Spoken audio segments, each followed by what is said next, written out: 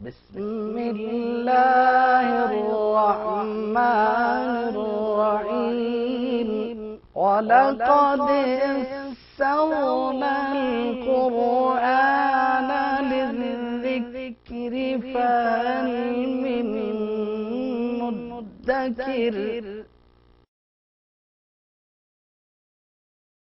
أعوذ بالله من الشيطان الرجيم. بسم الله الرحمن الرحيم. إن الذين كفروا بآيات الله لهم عذاب شديد والله عزيز ذو انتقام. إن الله لا يخفى عليه شيء في الأرض ولا في السماء. هو الذي يصوركم في الأرحام كيف يشاء. لا إله إلا هو العزيز الحكيم.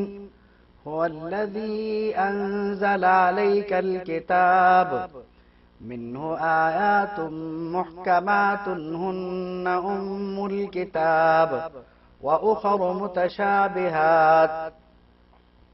فأما الذين في قلوبهم زيغ فيتبعون ما تشابه منه ابتغاء الفتنة وابتغاء تأويله وما يعلم تأويله إلا الله. والراسخون في العلم يقولون آمنا به كل من عند ربنا وما يذكر إلا أولو الألباب. ربنا لا تزغ قلوبنا بعد إذ هديتنا وهب لنا من لدنك رحمة إنك أنت الوهاب. ربنا إنك جامع الناس ليوم لا ريب فيه إن الله لا يخلف الميعاد. صدق اللہ العظیم. سورہ آل عمران کی اس آیت کریمہ کا مضمون، بلکہ ان آیات کریمہ کا جو مضمون ہے اور اس میں فصاحت و بلاغت کے جو پہلو ہیں، ان پر صرف سرسری نظر ہی ڈالی جا سکتی ہے. اہل ایمان کو تسلی کے بعد اور اہل ایمان کو اطمینان دلانے کے بعد، بلکہ یہ بھی اہل ایمان کے لیے ایک اطمینان کی بات ہے اور کافروں کے لیے تنبیہ ہے کہ جو اللہ کی نشانیوں سے کفر کرتے ہیں، جو اللہ کی نشانیوں کو جھٹلاتے ہیں، ان کے لیے انتہائی سخت عذاب ہے. یہ وعید ہے کفار کے لیے، یعنی جو اللہ کی نشانیوں سے کفر کرتے ہیں، آیات سے. اب ان آیات سے کیا مراد ہے؟ سابقہ کتابیں بھی ہو سکتی ہیں، انبیاء کرام کے معجزات بھی ہو سکتے ہیں، لیکن جس وقت یہ خطاب ہو رہا ہے اس وقت دو نشانیاں بہت واضح موجود ہیں. اصل میں بات جو ہے یہاں پر آیات اللہ تو جمع میں ہے، کوئی بھی نشانی مراد ہے اور ہو سکتی ہے، لیکن دو نشانیاں بطور خاص اس وقت وہاں موجود تھیں. اس میں سے ایک نشانی جناب رسالت مآب صلی اللہ تعالی علیہ وسلم کے ذات گرامی، اور دوسری نشانی قرآن مجید ہے. تو فرمایا کہ جو اللہ کی ان نشانیوں سے انکار کریں گے، ان نشانیوں کا انکار کریں گے، ان کے لیے سخت عذاب ہے. یہ خبر ہے اور اس میں تنبیہ بھی ہے. اس میں جیسے کہنا چاہیے کہ اہل ایمان کے لیے اطمینان بھی ہے. اب اس آیت کریمہ میں یہاں پر پہلے یہ نہیں بتایا گیا کہ اہل ایمان کو جنت ملے گی، بلکہ براہ راست انزل الفرقان کے بعد جو بات ارشاد فرمائی گئی وہ یہ فرمائی گئی کہ اللہ کی نشانیوں سے جنہوں نے انکار کیا ان کے لیے عذاب شدید ہے، یعنی سخت عذاب ہے. اور پھر فرمایا کہ اللہ غالب ہے، یعنی یہ کہ انہیں عذاب شدید دینے پر وہ قادر ہے، جس کا مطلب یہ ہوا کہ ایمان والوں کو جنت دینے پہ بھی قادر ہے، ایمان والوں کو جنت دے گا اور انہیں سخت عذاب۔ اب وہ عذاب کچھ بھی ہو سکتا ہے اور طرح طرح کے عذاب بھی ہو سکتے ہیں، یعنی سختی سے ایک ہی طرح کی سختی مراد نہیں ہے، بلکہ طرح طرح کے سخت عذاب بھی ہو سکتے ہیں۔ اب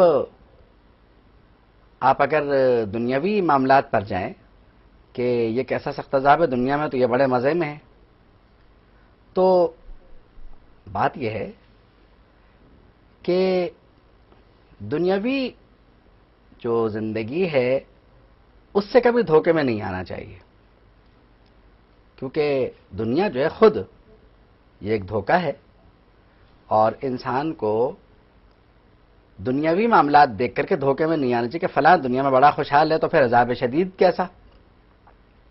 اگر سخت عذاب ہے تو اس وقت تکلیف میں ہونا چاہیے۔ بات یہ ہے کہ آپ اسی دنیا میں دیکھتے ہوں گے کہ آپ کو ایک کام کرنے کے لیے اتنی چھوٹ مل جاتی ہے کہ آپ سمجھتے ہیں کوئی پکڑے گا نہیں۔ مثال کے طور پہ آپ نے دیکھا ہوگا کبھی کبھی آپ کو غلط کام کرنے کے اتنے مواقع مل جاتے ہیں کہ آپ سمجھتے ہیں کوئی پکڑے گا نہیں۔ مثلا آپ گاڑی غلط چلا رہے ہیں، چلاتے چلے جا رہے ہیں، کوئی بات نہیں، لیکن اگر پکڑے گئے تو بس ساری اگلی پچھلی کسر جو ہے وہیں نکل جاتی ہے۔ تو یہی کفار کی زندگی کا حال ہے، انہیں مہلت ملتی جاتی ہے اور وہ اتنے غلط کام کرتے ہیں کہ غلطیوں کو وہ یہ سمجھتے ہیں کہ یہ ہمیں رعایت کیا بلکہ ہم ہی سچے ہیں، کیونکہ اگر ہم جھوٹے ہوتے تو پکڑے جاتے، تو وہ پکڑے نہ جانے کو یہ سمجھتے ہیں کہ ہم سچے ہیں۔